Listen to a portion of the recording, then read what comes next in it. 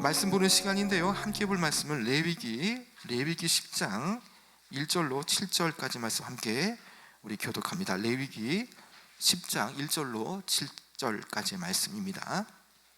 아론의 아들 나답과 아비후가 각기 향로를 가져다가 여호와께서 명령하시지 아니하신 다른 불을 담아 여호와 앞에 분향하였더니 불이 여호와 앞에서 나와 그들을 삼키매 그들의 여호와 앞에서 죽은지라. 모세가 아론에게 이르되 이는 여호와의 말씀이라 이르시기를 나는 나를 가까이 하는 자 중에서 내 거룩함을 나타내겠고 온 백성 앞에서 내 영광을 나타내리라 하셨느니라. 아론이 잠잠하니 모세가 아론의 삼촌 오시엘의 아들 미사엘과 엘사반을 불러 그들에게 이르되 나와 너희 형제들을 성소 앞에서 진영 밖으로 내고 나가라 하매 그들이 나와 모세가 말한 대로 그들을 옷 입은 채 진영 밖으로 메어 내니 모세가 아론과 그의 아들 엘르아살과 이다말에게 이르되 너희는 머리를 풀거나 옷을 짓지 말라. 그리하여 너희가 죽음을 면하고 여호와의 진노가 온 회중에게 미침을 면하게 하라. 오직 너희 형제 이스라엘 온 족속은 여호와께서 치신 불로 말미암아 슬퍼할 것이니라. 함께 읽겠습니다. 여호와의 관유가 너희에게 있은즉 너희는 회막문에 나가지 말라. 그리하면 죽음을 면하리라. 그들이 모세의 말대로 하니라. 아멘. 우리가 지금 어려운 시절 겪고 있지만요, 하나님 은혜가 더 이럴 때일수록 더 클 줄 믿습니다. 성경 본문을 이해할 때에 특별히 사건 중심의 그런 내용을 이해할 때에 가장 중요한 키포인트는 바로 말씀의 그 앞장과 뒷장의 저런 문맥을 살펴볼 때에 이 사건이 어떠한 영향을 또 어떠한 흐름을 타고 있는가를 분명하게 알 수가 있는 것이죠. 오늘 이 10장의 말씀도 그냥 10장 오늘 읽었던 그 구절만 보면 왜 이런 일이 벌어질까에 대해서 잘 알 수가 없습니다. 그러나 바로 앞장인 8장과 9장을 보게 되어지면 이 사건이 왜 이런 식으로 이렇게 흐름을 타고 있는가를 우리가 살펴볼 수가 있는 것이죠. 오늘 10장 말씀은 레위기 10장 말씀은 아론과 또 그 아들들이 제사장이 되어서 바로 이제 처음으로 이스라엘 공동체 안에서 그 사역의 그 첫 장을 여는 아주 감격스러운 날입니다. 이날은 이스라엘 역사상 가장 기쁘고 역사적인 날인 것이죠. 이날은 하나님께서 임재하심을 통해서 그 받은 은혜를 이제 새롭게 영적인 제사장들이 나타나서 그 사역을 도모할 때에 이제 그 이스라엘과 하나님은 더 하나님의 임재하심 가운데 더 깊게 나갈 수 있는 아주 기쁜 날인 것입니다.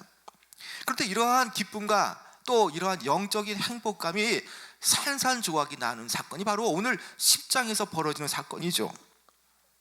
참여한 모두에게 기쁨과 감격의 순간이었던 바로 이 날이 바로 슬픔과 충격으로 바꾸어버린 사건이 나타난 것이죠. 그것은 바로 아론의 네 아들들 가운데에 바로 첫째와 둘째인 바로 나답과 아비후가 하나님 앞에 예배를 드리다가 하나님의 진도를 사서 즉각 죽게 되어졌던 겁니다. 여러분 1절에 그 내용이 나오는데 여러분 1절 한번 같이 한번 읽어볼까요? 자 시작.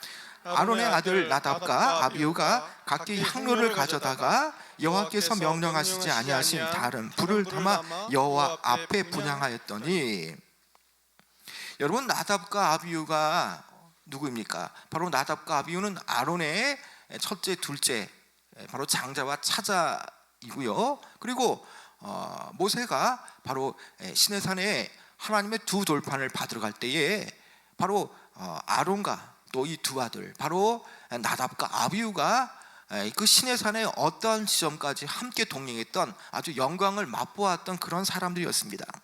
또 이 아론의 셋째와 넷째 아들은 엘르아살과 넷째인 이다말이 있는데 여기에 8장을 보게 되어지면 바로 이날 8장의 내용을 보면 바로 아버지인 아론은 대제사장이 되고요. 그리고 여기에는 나답과 아비후 그리고 엘르아살과 이다말이 바로 제사장에 봉직되어지는 아주 기쁜 날인 겁니다.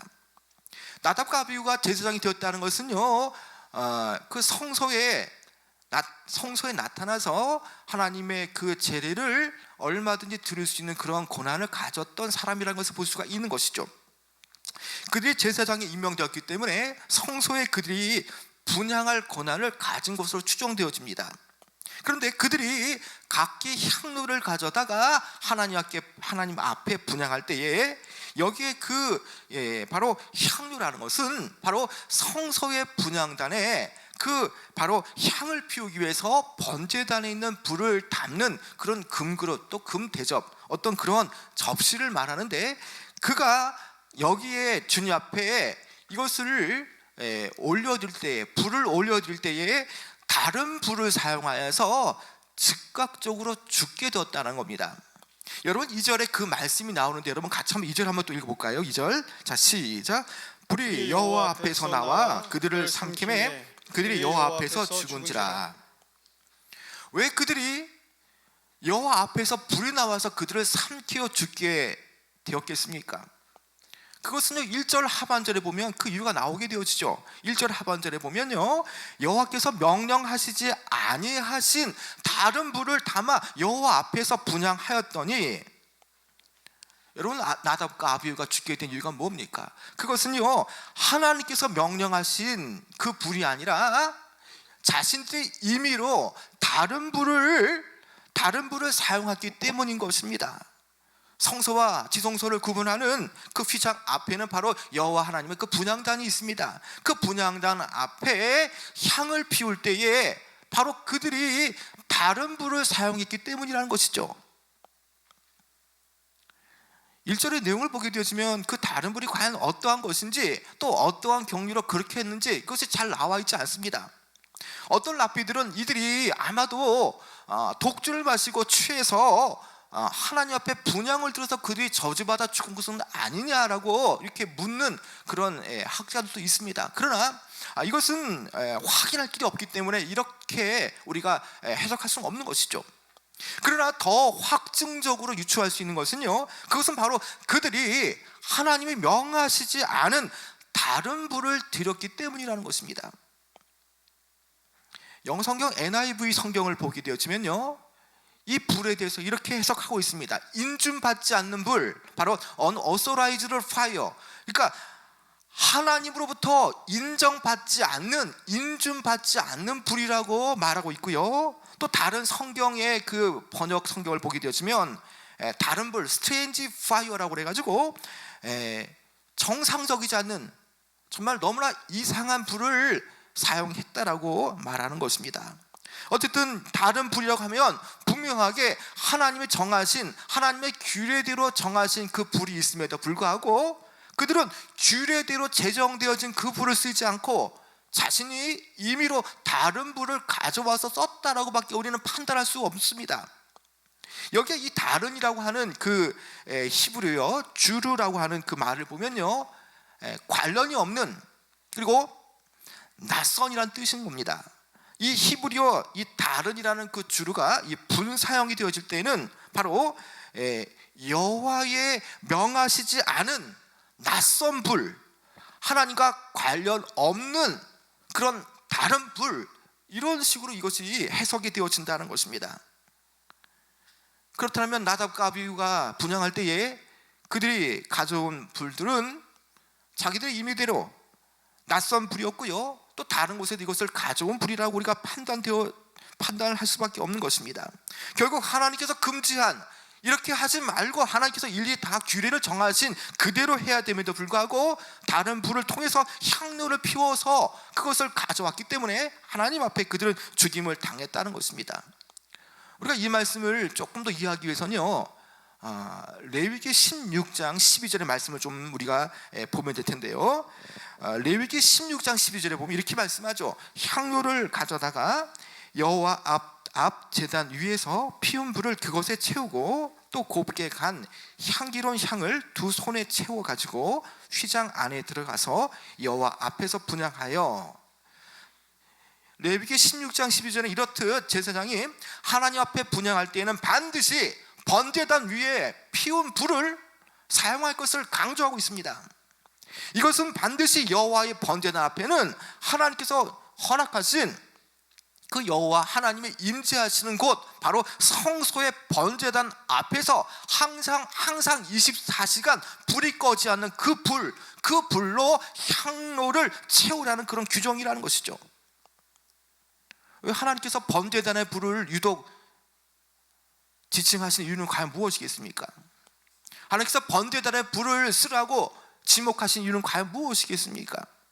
바로 그 불이 여호와 앞에서 나와서 언제나 성막 안에 머물러 있는 하나님의 거룩한 불이기 때문에 그 불을 쓰라라고 말하고 있다는 것입니다. 어떤 세속적인 그런 불, 어떤 다른 그런 불이 아니라 꼭 분향하는 것, 하나님 앞에 이것을 바쳐드려야 할 그 향로의 불은 하나님께서 하나님의 임재하시는 바로 그 하나님의 성소에 있는 그 살아있는 불, 거룩한 불, 이 불만을 쓸 것을 강조하고 있는 것이죠. 이것은요, 하나님 앞에 명백하게 하나님의 어미하신 거룩성을 상실한 죄입니다. 바로 이것들이 그들의 즉각적인 죽음으로 몰고 가게 된 그런 죽음의 이유가 되어진 것이죠. 결국 그들은 어떻게 되었습니까? 2절에 보면 불이 여호와 앞에서 나와 그들을 삼킴에 그들이 여호와 앞에서 죽은지라. 여호와의 불이 그들을 삼켰습니다. 그들을 멸망시켰습니다. 하나님의 심판은 이렇게 즉각적이고 그리고 최종적인 심판으로 그들에게 나타났던 것이죠. 여러분, 이런 즉각적인 심판을 볼 때 과연 여러분들은 어떤 생각을 할 수가 있겠습니까? 과연 다른 불을 사용한 것이 이제 막 세워진 그런 제사장 직분을 감당할 이들이 그렇게 죽어가야 할 만큼 그렇게 대단한 죄인가라고 생각이 들었는지 모릅니다. 하나님께 잘못되어진 그 불을 분향한 것으로 그들의 악한 목숨이 잃게 되어진 것은 너무나 가혹하거나 심한 것은 아닌가라고 생각이 들 수도 있을 겁니다. 그러나 우리는 이 말씀을 대할 때에 우리는 우리의 시각과 우리의 생각이 아니라 하나님의 관점으로 이 사건을 우리는 대해야 하는 것입니다. 여러분, 이 사건이 어떤 의미에서는 바로 신약의 아나니아와 삽비라의 사건과 연결되어지고요, 구약의 바로 우사의 사건과 연결되어진다는 것을 여러분 알고 계십니까? 여러분, 신약의 사도행전 5장을 보게 되어지면요, 아나니아와 삽비라 사건 나오는 것 아닙니까? 아나니아와 삽비라가 밭을 팔아서 그 밭을 팔아서 사도들의 발 앞에 내어 놓도록 그는 약속을 했습니다. 마음에 서원을 했습니다. 그러나 그들이 자신의 재산을 팔아서 구제하겠다는 그 부부들, 그러나 그것을 다 내놓지 않아서 그들이 다 바로 즉각적으로 죽는 이유가 과연 무엇이겠습니까? 또 그리고 구약시대 때에 다윗의 법궤가 이제 다윗성에 들어가기 전에 그 수레에 법궤를 실었던 그 상황 속에서 법궤가 떨어지는 상황 속에서 우사가 그것을 붙잡을 때에 바로 즉사했다는 것입니다. 당연히 떨어지는 법궤를 붙잡는 것은 당연하다고 여겨지지만 그러나 그가 왜 죽었습니까? 그것은요, 바로 하나님이 정하신 규례대로 한 것이 아니라는 것입니다. 여러분, 아나니와 삽비라 사건, 그리고 여기에 다른 불을 분향해서 죽었던 바로 나답과 아비후의 사건은요, 하나님의 그 놀라운 그 거룩을 상실치 않겠다라는 하나님의 그런 작정과 하나님의 그런 신념을 여기서 표현하는 말씀이라는 것입니다. 이들 사건의 모든 공통점은 과연 무엇이겠습니까? 이것은요, 의도적으로 죄를 범하고 있다는 것입니다. 목숨을 잃을 정도까지 죄는 아닐지라도 이것은 아주 심각한 그런 죄의 그 양산을 나타낼 수가 있는 것이죠. 우리의 눈은 우리의 수준에서 벗어나야 되는 것입니다. 하나님을 우리의 눈으로 판단해서는 안 된다는 것입니다.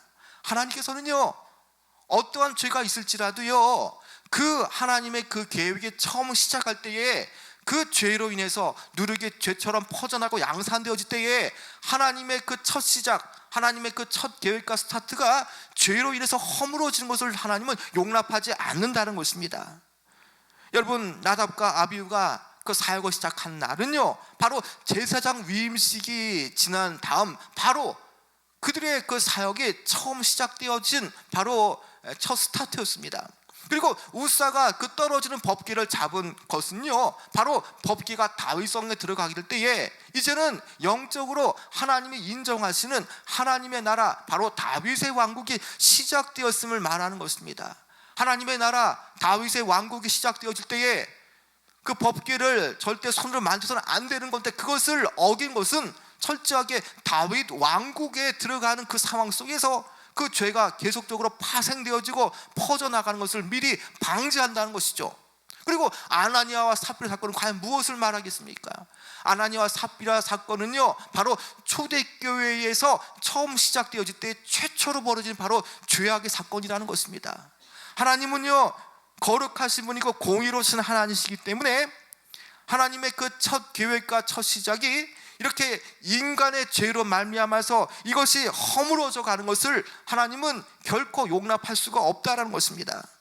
하나님의 계획이 무너진다면 하나님이 의도하신 그런 하나님의 그 깊으신 뜻들이 인간의 소홀한 죄로 인해서, 또 인간의 임의적인 그런 판단과 또 인간의 그런 하나님을 경홀히 여기는 그 마음으로 인해서 이러한 계획들이 차질이 빚어진다면 하나님의 카이로스 시간에 문제가 되어진다는 것이죠. 그런 차원에서 본다면 이것은 하나님 편에서는 이 죄를 결코 묵과할 수 없는 그런 아주 급박한 상황이라는 것입니다. 여러분, 그렇기 때문에 오늘 이 사건은요, 바로 이스라엘의 제사의식 가운데 최초로 발생한 바로 그러한 잘못된 경우라는 것이죠. 우리가 이러한 사건들을 우리의 눈이 아니라 하나님의 관점으로 보게 된다면 우리는 이 사건들을 조금 더 쉽게 이해할 수가 있습니다. 하나님은요, 레위기서 8장과 9장에서 하나님께서 누누이 말씀하신 것이 무엇입니까? 하나님의 거룩성을 말하고 있는 것이죠. 하나님의 거룩한 예배, 그리고 하나님의 거룩한 공동체가 되기 위해서 무엇이 준수되어져야 하는가에서 주님은 누누이 말씀하고 계신 겁니다. 자, 그런데 이러한 일이 벌어졌다는 것이죠. 여러분, 출애굽기 30장 7절과 9절에 보면요, 지금 바로 나답과 아비후가 대하는 태도와 그리고 일반적인 제사장들이 드리는 그 마음의 태도가 얼마나 다른지를 우리는 확인할 수가 있습니다. 출애굽기 30장 7절부터 9절의 내용을 제가 읽어드리겠는데요, 아론이 아침마다 그 위에 향기로운 향을 사르되 등불을 손질할 때에 살을 찌며 또 저녁 때 등불을 켤 때에 살을 찌니 이 향은 너희가 대대로 여호와 앞에 끊지 못할지며 너희는 그 위에 다른 향을 사르지 말며 번제나 소제를 드리지 말며 전제의 술을 붓지 말며. 자, 일주일간 계속되어지는 그 제사장의 위임식 가운데에 아주 자세하게 세세하게 거듭거듭 이와 관계된 제반상을 너무나 주님은 상세하게 설명하고 있다는 것입니다. 그만큼 이것이 중요하기 때문에 이러한 부분들을 인간적인 소홀함으로 이것을 소홀하게 다룰 것이 아니라는 것을 분명하게 명령하고 계시다는 것이죠. 여러분, 우리가 시간상 다 읽지 못했지만요, 나답과 아비후의 모습과 또 연거푸게 모세가 행하는 모습이 너무나 대조를 이룹니다. 레위기서 8장과 9장에 보면요, 계속적으로 모세는 여호와의 명하신 대로 행하였다라고 강조하고 있다는 것입니다. 분명 모세는요, 하나님 명령을 아주 중하게 여겨서 철저하게 하나님의 명령대로 행하였던 사실을 우리에게 보여주는 것이죠. 모세는요, 하나님 명령 없이는, 하나님의 규례 없이는 자기 임의로 행동하지 않았습니다. 아무것도 하지 않았고요, 또 그는 하나님 명령이 떨어지지 않으면 그는 아무것도 할 수 없는 태도를 보여주었습니다. 그러나 여러분, 나답과 아비후의 모습은 과연 어떤 모습입니까? 바로 제사장의 직무가 이제 본격적으로 아론의 감으로 넘어가자마자 벌어진 일, 자기의 방식대로, 자신의 임의대로 하나님의 뜻을 무시한 채 자신의 판단으로 예배를 그들이 드렸다는 것이죠. 결국 하나님의 거룩은 어떤 것입니까? 하나님의 거룩은요, 인간의 임의와 인간의 어떤 판단, 인간의 불순종의 결과로 나타난 그런 부주한 것이 나타나지 않는 것이 바로 하나님의 거룩성이라는 것입니다. 성별되어진다는 것이 무엇을 말합니까? 인간의 그런 의도와 인간의 생각, 인간의 불순한 의도가 여기에 가미되어지지 않고 따로 떼어진 것, 이것이 바로 구별되어지고 성별되어지고 바로 거룩한 것이라고 말하고 있는 것 아닙니까? 그런 차원에서 본다면요, 하나님께서는 지금 이 하나님의 거룩성이 무너지는 이 순간에 이것을 막기 위해서 철저하게 그들을 죽이신 것입니다. 취임하자마자 죽게 되어진 나답과 아비후의 사건은요, 이 사건을 통해서 얼마든지 하나님과 가까운 관계일지라도 하나님의 규례대로 하지 않을 때에는, 하나님 원하시는 방식이 아니면 얼마든지 하나님의 공의의 불의에 의해서 죽을 수 있다는 그런 하나님의 그 이스라엘 향한 경각심을 고취시키는 그런 사건이라는 것이죠. 여러분 한번 생각해 보시기 바랍니다. 하나님께서 이렇게 명령했지만 인간은 결국 어떤 식으로 그런 양태가 나타납니까? 에덴 동산에서 하나님께서 그 중앙의 실과를 먹지 말라고 했지만, 그러나 뱀의 유혹을 받아서 아담과 하와는 그 중앙의 실과를 먹는 그런 죄를 짓고 있지 않습니까? 하나님께서 하나님의 율법을 받으러 시내산에 올라오라고 할 때에 바로 모세와 또 아론과 또 나답과 아비후가 어떤 지점까지 올라가고, 모세만이 그 두들판을 받으러 간 사이에 산 안에는 어떤 일이 벌어집니까? 여러분, 하나님과 언약을 체결하기 위해서 이제 하나님의 신민으로서, 하나님의 거룩한 백성으로서 두 돌판 하나님의 계명을 받는 그 날에 그들은 모세가 늦게 온다고 해서 산 아래에서 그들은 바로 송아지 우상을 만들고 자신들의 신을 만들어낸다는 것이죠. 여러분, 바로 이것이 인간의 모습이라는 것입니다. 인간의 바로 여러 군상 가운데 바로 하나님의 명령을 쉽게 어기고 마는 인간의 그런 모습이라는 것이죠. 이러한 것을 가만히 내버려 두면 어떻게 되겠습니까? 하나님의 나라, 이제 막 세워져 가는 하나님의 영적 나라가 허물어질 수가 있는 것이죠. 여러분, 우리는 또 이렇게 생각할 수가 있습니다. 왜 이들이 그렇게 분명하게 하나님께서 명령하셨음에도 불구하고 이렇게 왜 다른 불을 드리게 되었을까? 그들은 아마도요, 이렇게 드려도 어차피 하나님께 분향한 것이기 때문에 이렇게 해도 괜찮을 것이라고 그들은 생각했던 것 같습니다.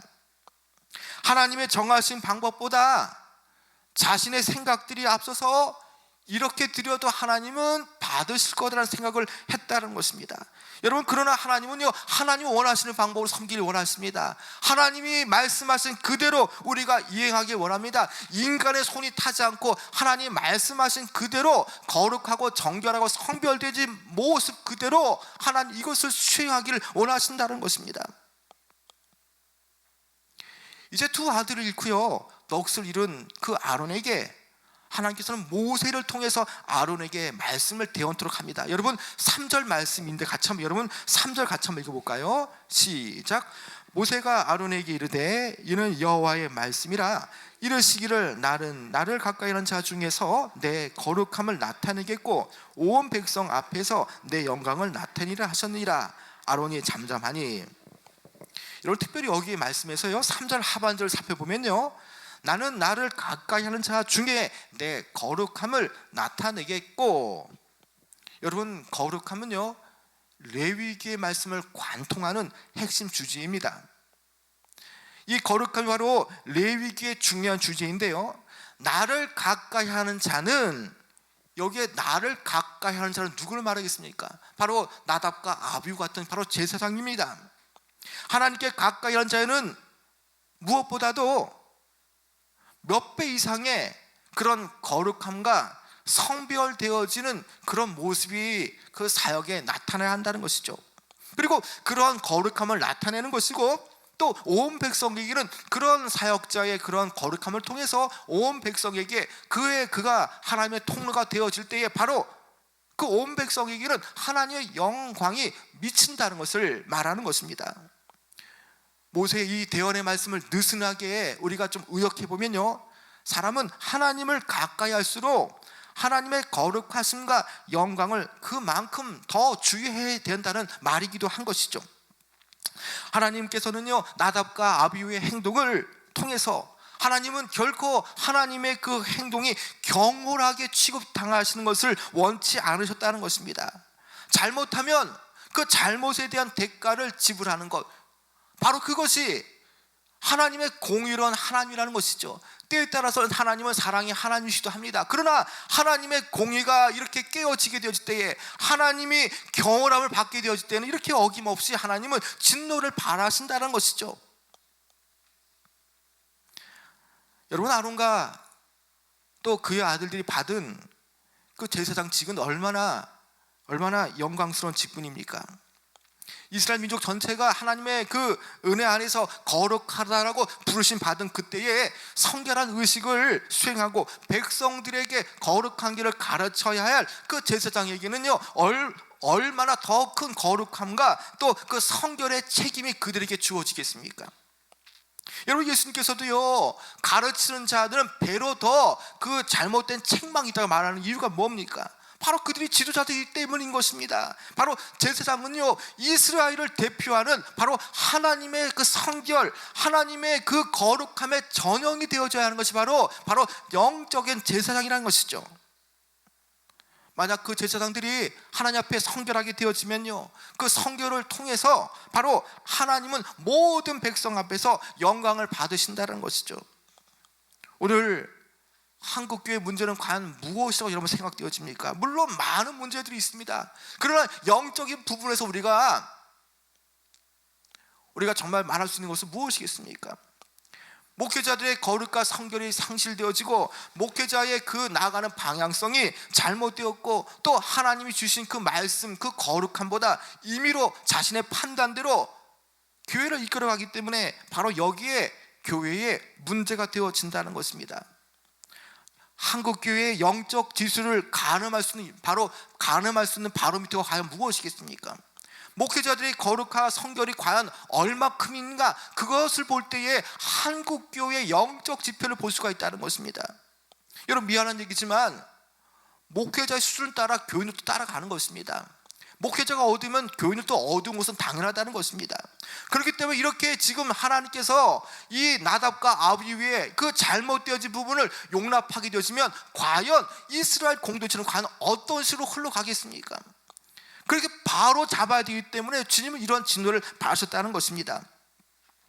여호와께서 제사장들이 온전한 하나님의 그 성스러운 성막의 직무를 수행할 때에 하나님께서는 성막에 임재하셔서 그 택한 백성들에게 하나님의 영광을 드러낼 것입니다. 이것을 역으로 말하면요, 제사장들이 하나님을 가까이 하기에 적합한 상태를 유지하지 않으면 하나님의 징벌이 임하게 되어지고요, 하나님의 그 신성을 침해하는 자들은 하나님께서 징벌하심으로써 자신의 거룩을 드러내신다는 의미가 여기에 내포되어져 있다는 것입니다. 하나님을 가까이 할 수 있다는 것은요, 하나님과 좀 더 가까이 할 수 있다는 것은 바로 특권이지만, 그 특권도 잘못 이해하면 엄청난 화를 당하게 되어지는 것입니다. 하나님의 선민이라고 또 아브라함의 육적인 혈통이라고 여겼던 그 이스라엘의 문제가 무엇입니까? 예수님께서 그들에게 예루살렘이 철저하게 회파되어진 것을 말씀하셨음에도 불구하고 그들은 어떤 식으로 생각하고 있습니까? 하나님의 임재하시는 그 예루살렘 성전이 있기 때문에 결코 우리는 망하지 않으리라는 그런 생각을 했다는 것입니다. 여러분, 그러나 하나님께서 택하셨기 때문에 어떠한 해도 입지 않는다는 것은요, 잘못되어진 논리라는 것입니다. 하나님은 오히려 하나님의 거룩성을 드러내기 위해서 때에 따라서는 그 각자 하나님의 그 자녀들에게, 하나님 백성들에게 그만큼의 성결의 책임도 그들에게 물으신다는 것입니다. 이제 여러분 3절 끝절에 보면요, 아론의 모습을 여러분 한번 생각해 보시기 바랍니다. 자, 두 아들이 죽어 나갔을 때에 3절 끝절에 보면요, 아론이 잠잠하니, 아론의 그 아들이 갑작스러운 죽음을 맞이했을 때에 어떤 정신적 충격으로 인해서 입을 열지 못하는 부분도 있지만, 그러나 이 내용을 여러분 더 깊게 묵상해 보면요, 이것은 아론이 하나님의 공의로운 심판을 겸허하게 인정한다는 그런 태도, 어떠한 이의도 제기하지 않겠다는 그런 침묵이라는 것입니다. 불순종한 아들 나답과 아비후를 징계하신 여호와 하나님의 그 심판 행위에 대해서 그는 겸허히 인정하겠다라는 그런 절제된 신앙의 모습이라는 것입니다. 여러분, 이제 4절 하반절에 보면요, 그 죽은 바로 그 아론의 두 아들들이 진영 밖으로 나가라 하매, 이제 그들 시체가 진영 밖으로 나간다는 것입니다. 그 진 안에, 바로 진영 안에는 그 부정한 시체가 거기에 임할 수가 없는 것입니다. 나답과 아비후의 죽음은 불순종의 죄로 인해서 나타난 그 여호와의 징계를 받아 죽은 죄이기 때문에 당시 진노와 저주의 장소인 진 밖으로 매장되어져야 하기 때문인 것입니다. 그렇기 때문에 진영 밖으로 나가야 하는 것입니다. 또 6절은 또 이렇게 말씀하고 있습니다. 여러분 6절 한번 같이 한번 읽어볼까요? 6절 좀 길지만요. 자, 시작. 모세가 아론과 그의 아들 엘르아살과 이다말에게 이르되 너희는 머리를 풀거나 옷을 찢지 말라. 그리하여 너희가 죽음을 면하고 여호와의 진노가 온 회중에게 미침을 면하게 하라. 오직 너희 형제 이스라엘 온 족속은 여호와께서 치신 불로 말미암아 슬퍼할 것이니라. 여러분, 그들에게 심판이 임한 직후에 모세는 아론과 다른 두 아들들에게 중요한 가르침을 전합니다. 그것은 어떠한 경우에도 슬픔을 표현하지 말라는 겁니다. 그들의 그 죽음을 애도하지 말라는 것입니다. 혹 슬퍼하는 모습조차도 보이지 말라는 것입니다. 그러한 일환으로 너희는 머리를 풀거나 옷을 찢지 말라는 것입니다. 가족이 죽거나 이스라엘에 아주 중요한 사람이 죽었을 때에 그들은 옷을 찢고 머리를 푸는 것이 그 당시의 그 장례의 일반적인 모습입니다. 그러나 하나님께서는 심지어 그들의 그 장례에 대해서 죽음을 애도하거나 장례식마저도 하지 말 것을 말하고 있다는 것입니다. 여러분, 왜 하나님께서 이렇게 지금 말씀하시겠습니까? 오히려 슬퍼할 것은 그들의 죽음을 슬퍼할 것이 아니라 오히려 이스라엘 온 족속은 여호와께로 치신 불로 말미암아 더 슬퍼할 것이라는 것이죠. 여러분, 이 의미는요, 여호와께서 그렇게 말씀대로 규례하셨던 그 불을 쓰지 않아서 그들이 죽게 되어졌는데 오히려 하나님 편에서 하나님 말씀하신 공의가 하나님의 거룩이 깨어진 그것 자체를 슬퍼하라는 것입니다. 그래서 여호와께 치신 불로 말미암아 슬퍼해야지 그들의 죽음에 대해서 슬퍼하거나 미워하지 말라는 것입니다. 죽음을 슬퍼하는 것이 또 다른 죽음을 몰고 올 것이라고 경고합니다. 그 죽음을 취하고 또 더 슬픈 표정을 짓게 되어지면 오히려 그들의 죽음이 오히려 희화화될 수 있고요, 그들의 그 잘못된 죽음이 또 여러 가지 죽음이란 이름으로 또 이렇게 이것이 미화될 수 있기 때문에 철저하게 사람의 죽음을 애도하지 말라는 것입니다. 더 슬퍼할 것은 하나님의 공의, 하나님의 거룩성이 상실되어진 그것 자체를 슬퍼하라는 것이죠.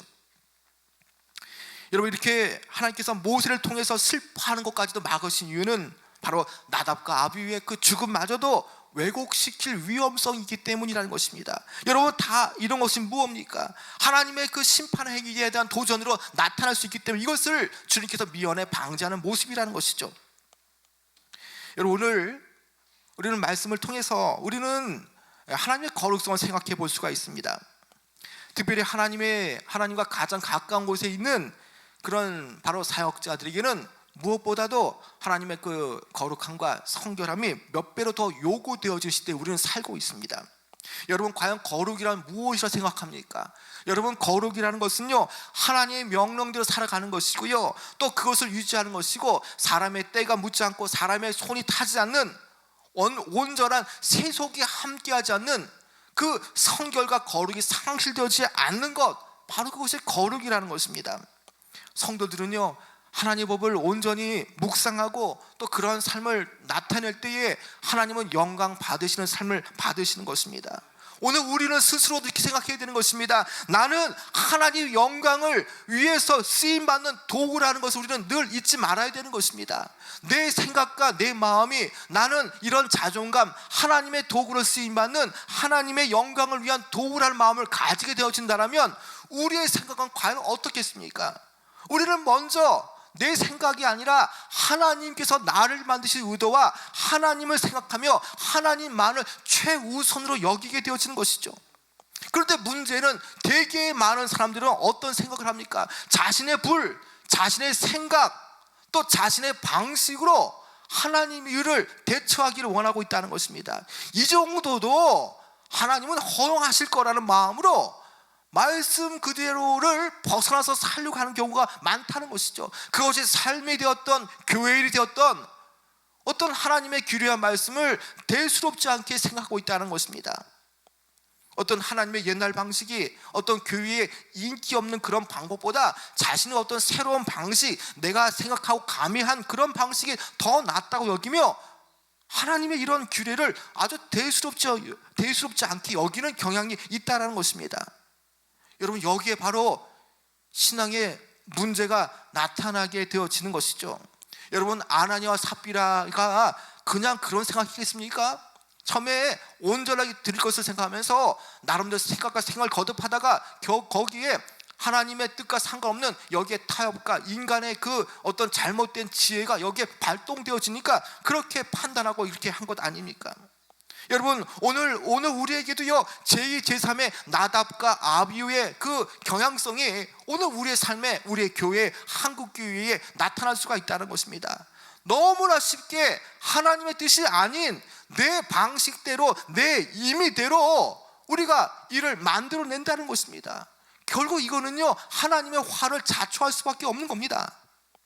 오늘 우리가 우리 스스로에게 염두에 두어야 할 문제가 과연 무엇이겠습니까? 나는 사소한 일일지라도 나의 입장에서가 아니라 하나님의 영광의 측면에서 나는 생각하고 행동해야 한다는 것입니다.